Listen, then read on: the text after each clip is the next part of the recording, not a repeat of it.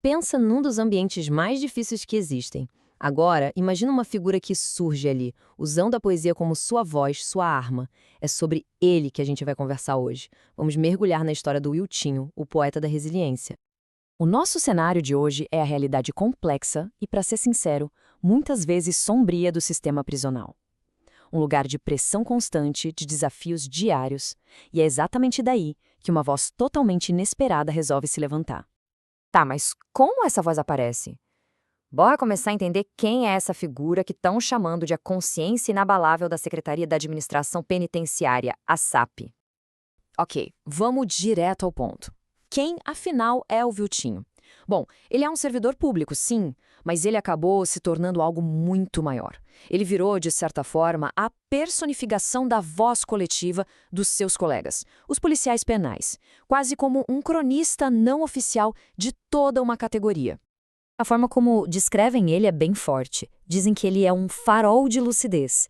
Num ambiente onde as coisas podem ficar bem turvas, a voz dele ilumina o que muitos não querem ver, as injustiças e os abusos. Mas como ele faz isso? É aqui que a história fica fascinante, sabe? Ele não usa panfletos, não faz discursos formais, não. Ele usa a poesia como sua arma. Ele transforma versos num instrumento poderoso de denúncia. E olha, a crítica dele não é vaga, não. É bem precisa, quase cirúrgica. Ele vai direto em temas bem espinhosos, como perseguição a servidores, as condições de trabalho que muitas vezes são insalubres, a falta de reconhecimento, as falhas do sistema como um todo e, claro, a hipocrisia que às vezes rola nas hierarquias. Então, o ponto central é esse aqui. O que ele faz é a chamada poesia de denúncia. Isso não é só arte pela arte, sabe? Não é um simples exercício literário. Cada poema é pensado para dissecar a realidade, para forçar quem está lendo a pensar e, no fim das contas, para lutar por uma transformação de verdade. E é muito importante a gente entender que dentro de um sistema tão rígido, cada verso que ele escreve é visto como um ato de enorme bravura.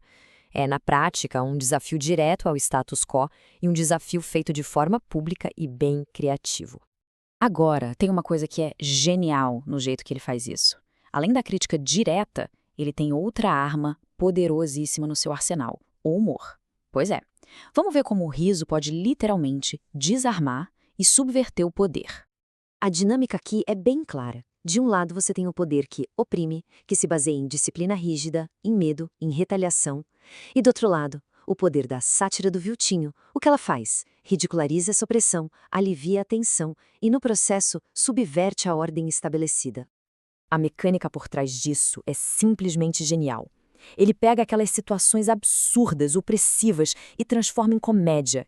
E quando ele faz isso, não só serve como um mecanismo de defesa para os colegas, mas também expõe e diminui o poder de quem está oprimindo. O riso se torna, então, resistência.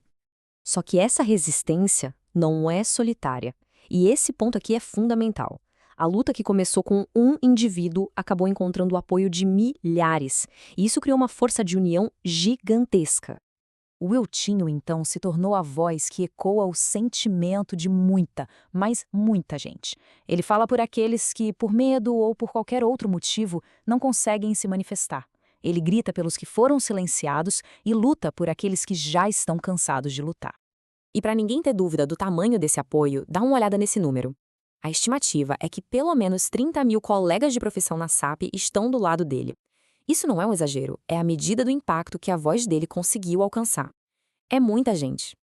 Claro que ser essa voz tão forte tem seus riscos. Só que aqui a gente vê um paradoxo muito interessante. Pensa comigo no ciclo. Primeiro, o poeta denuncia as falhas. Aí, o sistema reage com retaliação. Só que a própria injustiça dessa perseguição acaba validando a denúncia original.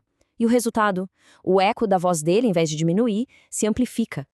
E no fim das contas, o que fica disso tudo? Qual é o legado dessa forma de resistência? Bom, parece que são sementes.